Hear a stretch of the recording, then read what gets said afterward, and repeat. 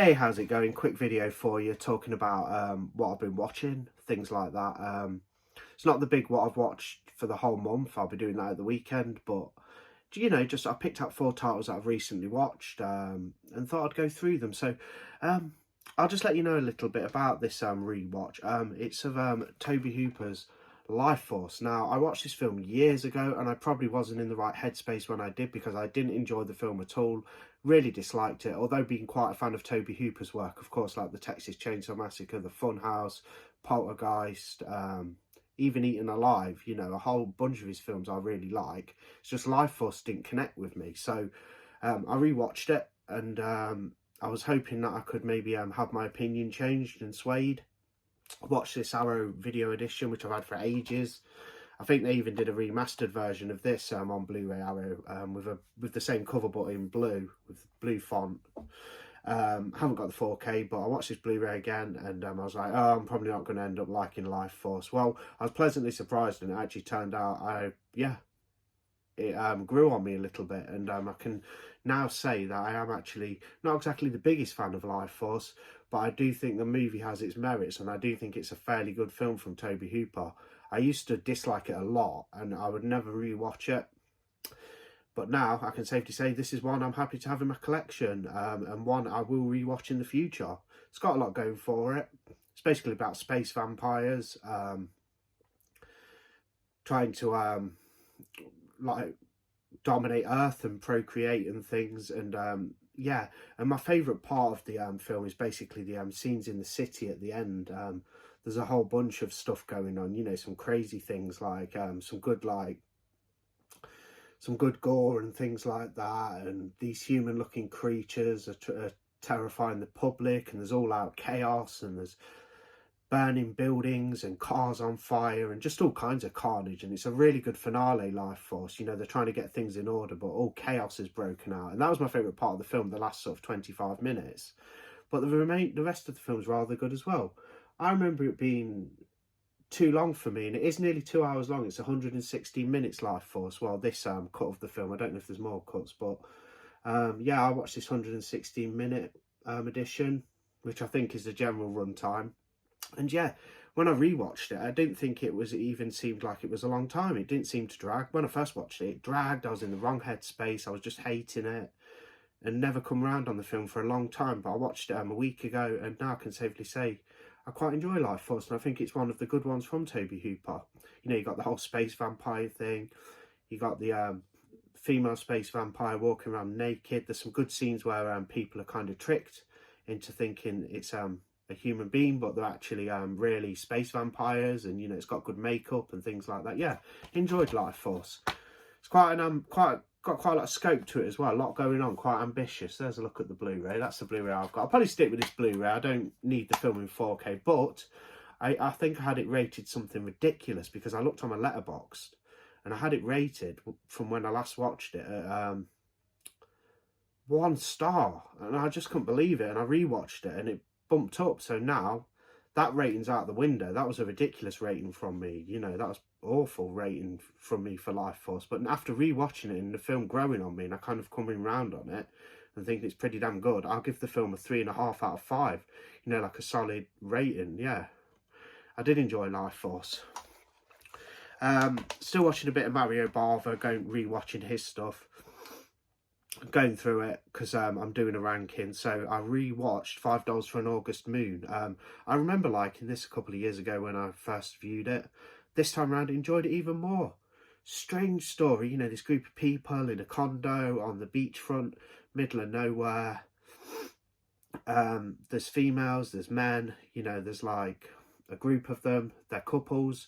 One of them is a scientist who has a new formula that he's managed to create in a laboratory, some sort of miracle cure or something, and the rest of the guys want to buy him out basically, but he's refusing, and people just keep ending up dead. They keep getting found dead, and they keep having to put the bodies into the freezer, as it's a long time till the crews come in to rescue them or give them a lift home. So they have a boat booked for like 7 days time to get back to the mainland, but they've got no way of reaching anybody because the radio's down.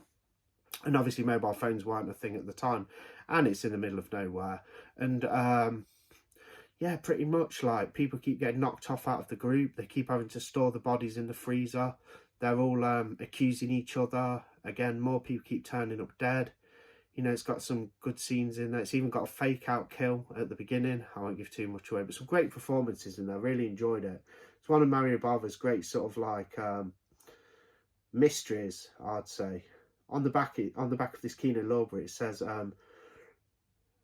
Mario Bava's deliriously mod spin on the Agatha Christie whodunit. Well, it's definitely a whodunit. Pretty much a giallo, if you will. Not quite got the usual stylings of a giallo, but it's there. You know, the stylings are there, and it's that kind of thing. But yeah, whodunit is definitely right. Absolutely brilliant. This is a Region A Kino Lorber. Watch that. Yeah, really enjoyed it. Gave it a very high rating this time around. First time around I did like it, I just didn't enjoy it as much as this time. And I like that about rewatching things. You sometimes come to appreciate movies a little more. Just a quick note, because I'm doing the ranking, so I won't go on too much about Mario Bava, because I'll be talking about the films in the ranking. But Black Sabbath, watched this early today. I've seen it a couple of times. Brilliant film. Creepy Bava anthology. The first story is probably the best, where the carer goes to one of her patients' houses. She's passed away, and she steals her ring. The maid at the house said that the lady who's passed away said that she'll put a curse on anybody who touches her objects, you know, like her heirlooms and things, you know, her possessions. So this woman stole a ring. She goes back to the apartment. Spooky stuff starts happening. You know, it's just crazy, and that's her. Like, she comes back. That's how she looks when she's in the bed as well. Just reverting back a little bit.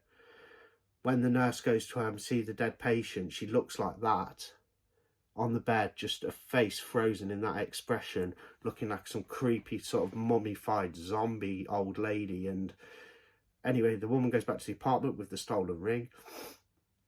Doesn't believe in this idea of a curse, but little does she know, she's coming after her, and creepy stuff starts happening. Then you've got the second story about a telephone that keeps calling at a young woman's apartment. She's been harassed, possibly by a stalker. Someone's stalking her, basically. Things come to a head. And then you've got the third story, which is sort of like a vampire tale, set out in like the sort of countryside in Europe, I think, like just a vampiric tale about like a family, and their father has become a creature of the night. And yeah, it's a good one. That's the longest story. The third part's about half an hour plus, maybe 40 minutes, and then the second one's, I think, is the shortest, and the first one's quite short as well at about 20 minutes. But the third story in the anthology, the third segment's very long. It's about 40 minutes, but this is a brilliant film. It's only 93 minutes in total, but if you like your anthologies, do sort out Black Sabbath. I know these are quite hard to get, these Arrow editions of Mario Bava films. So are the Kino Lorber ones, because they did some editions as well. Hopefully these will get 4K. Love to see more Mario Bava films on 4K, like Blood and Black Lace got. That'd be phenomenal. Then everybody can get them, because these are hard to get now and go for like ridiculous money, because I'm trying to get The Girl Who Knew Too Much, but it goes for about £40, the Arrow edition, and I'm thinking possibly going to get a new edition or 4K one day, so don't know whether to pay £40 for it. But yeah, pick these up at a good price when they were just going out of print. Just before they went out of print, I managed to get them. You know, I only paid like about probably £12 for this, if that. I think I might have even paid under 10 off Amazon when it was still available. And just a quick one for the final film. Did an unboxing on this, well, showed it off, this magnificent turbine edition of The Frighteners on 4K. Rewatched the movie and had an absolute blast. Such a fun film. I remember this slightly from my childhood or younger years watching it. I've not seen it for over 20 years, I know that, and it's so good. I even forgot Danny Elfman did the score to it. This could have even been a Tim Burton film in a different universe. But anyway, directed by Peter Jackson, presented and produced by Robert Zemeckis. He's the guy who did Back to the Future, I think, and it's got Michael J. Fox in it, also from Back to the Future. It's comedic, it's got scary bits, it's got everything. It's a great film. It's not overly violent or bloody to the point of where you have to put a restricted age rating on it. I think it's like a 15 or something. So it's got enough scares with the killer and the Reaper and the ghosts, but it's also got like comedic elements which make it such a fun film. It's just a fantastic overall film, and love the comedy, love Michael J. Fox's performance as Frank Bannister, the paranormal investigator. That's so much fun as well. He's got his sidekick ghosts who accompany him, and he gets them to frighten people deliberately, sort of orchestrates haunts. So the people end up calling him as customers so he can get, you know, raking more revenue for his, to work on his property that's falling down. They live in a house that's basically being built, and it's all, a lot of it's all open and stuff, and they just need to get it properly constructed. And obviously things go to a head. There was this killer in the 60s, murdered 12 people at a hospital. He got the electric chair, and then people in the town start getting knocked off. There's always somebody dying. They think it's a health crisis.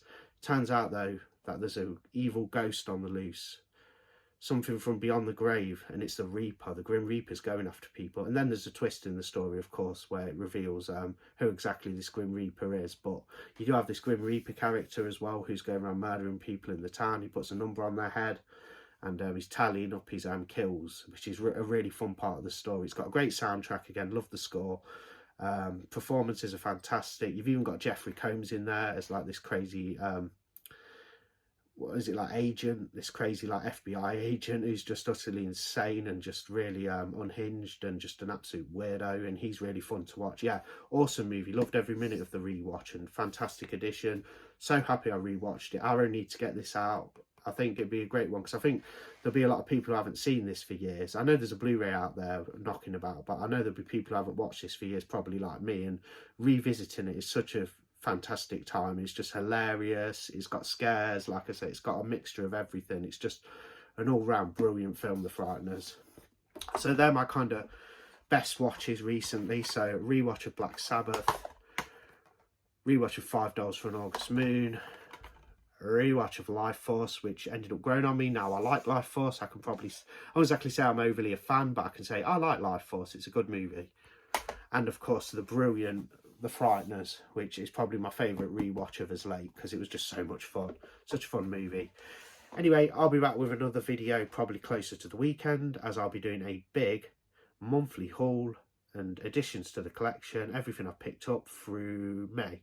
So I'll be doing a big video, everything I've picked up, even stuff I've shown on individual unboxings, as well as other stuff you won't be aware of what I've picked up. So that'll be a fun video. It might even go quite a long time, so there'll be loads of stuff in the monthly haul for May. I'll be doing that at the weekend, and some more things, so look out for that. So thanks for watching, and I'll see you on the next one. Bye.